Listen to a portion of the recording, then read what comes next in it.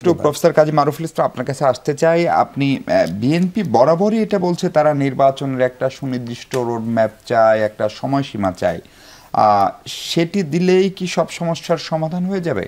এটা হচ্ছে প্রথম প্রশ্ন। এবং দ্বিতীয় প্রশ্ন হচ্ছে যে এই যে নয়া রাজনৈতিক যে বন্দোবস্ত, সেই স্বপ্ন দেখানো অথবা বিএনপি কি কখনো কখনো প্রফেসর ইউনূসের এই সরকারকে একটি ৩ বা ৬ মাস মেয়াদী অন্তর্বর্তীকালীন সরকার বা তত্ত্বাবধায়ক সরকার হিসেবে বিবেচনা করছে কিনা? জি, অনেক ধন্যবাদ। আমার সহ-আলোচকদেরও ধন্যবাদ। সমস্যার সমাধানের প্রসঙ্গটা যদি আমরা আসি, যে এখনো পর্যন্ত আমরা যদি এমনকি যদি ২৪-এর শেষ দিক থেকেও যদি আমরা শুরুর দিক থেকেও যদি ধরি, তাহলে বাংলাদেশের কাছে একটা অ্যাকিউট সমস্যা ছিল যে প্রচণ্ড রকমের ইনইকুয়ালিটি বাড়ছে এবং বাংলাদেশের অর্থনীতি ভয়ঙ্কর একটা চাপের মধ্যে সেই সময় ছিল। মূল্যস্ফীতি এবং বিদেশের সাথে আমাদের যে বৈদেশিক বাণিজ্যের যে ভারসাম্যের ঘাটতি, সেটা একটা প্রবল অবস্থাতে ছিল। সেই সংকটগুলো ম্যাচিউর করতে করতেই কিন্তু আমাদের যে রাজনৈতিক ব্যবস্থার যে পরিবর্তন, সেই ঘটনাটা ঘটে। তার মানে আমাদের কাছে কিন্তু অনেকগুলো অমীমাংসিত সমস্যা নিয়েই কিন্তু আমরা এই পরিবর্তনের পথে হাঁটা শুরু করেছি।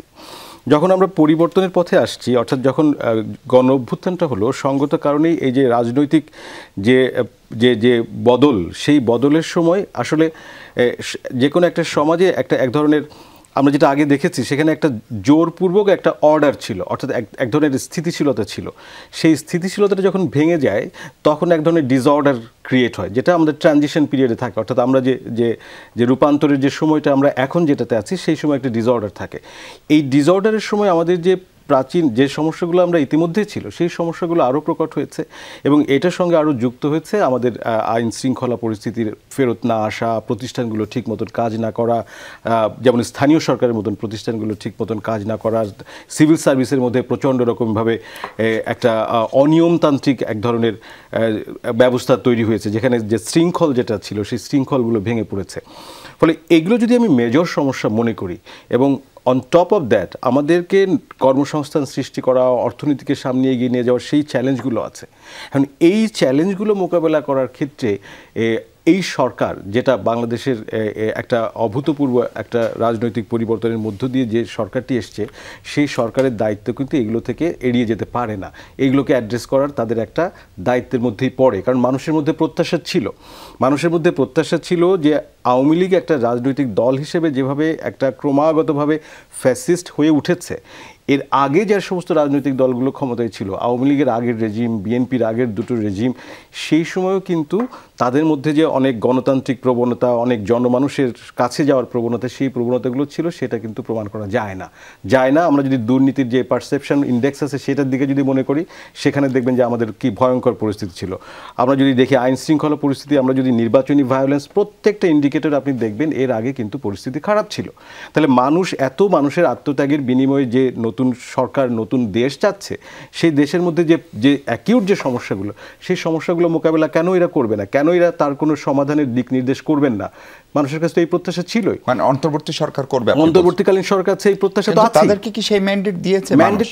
ম্যান্ডেট মানেটা কি? ম্যান্ডেট মানে হচ্ছে যে জনগণের আকাঙ্ক্ষা। জনগণের আকাঙ্ক্ষাটা কি? আমরা আন্দোলনে কি দেখেছি? আমরা যদি দেয়াল লেখনের দিকে তাকাই, তাহলে মানুষ কি চেয়েছে? সেই লেখাগুলোই তো, সেটাই তাদের ভিত্তি, সেটাই তাদের ম্যান্ডেট আসে। নির্বাচন একটা প্রতিষ্ঠিত পদ্ধতি, হচ্ছে যে জনগণের প্রত্যক্ষ ভোট, একেবারে সরাসরিভাবে আমরা বৈধ একটা তাদের কনসেন্ট নেওয়ার পদ্ধতি।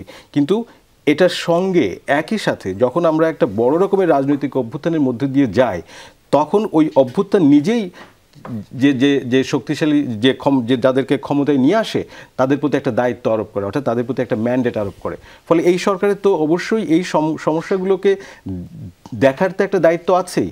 এই সমস্যাগুলো নিশ্চিতভাবে এই অন্তর্বর্তীকালীন সরকার একটা স্বল্প মেয়াদের সরকার, নিশ্চিতভাবে এটার একটা সুনির্দিষ্ট মেয়াদ আছে, অর্থাৎ বড় লম্বা সময় যাবে না। কিন্তু এই সরকার এই সংকটগুলোকে উত্তরণের যে দিক নির্দেশ, যে কতগুলো নমুনা তৈরি করা, কতগুলো পথনির্দেশ তৈরি করা, সেটা তো তাদের কাছে মানুষের প্রত্যাশা আছেই, যে এমনভাবে তারা পথটা দেখিয়ে যাক যে এরপরে যারা নির্বাচিত সরকার আসবে, তারা যেন ওই পথের কাছাকাছি থাকে। জি, পরিষ্কার।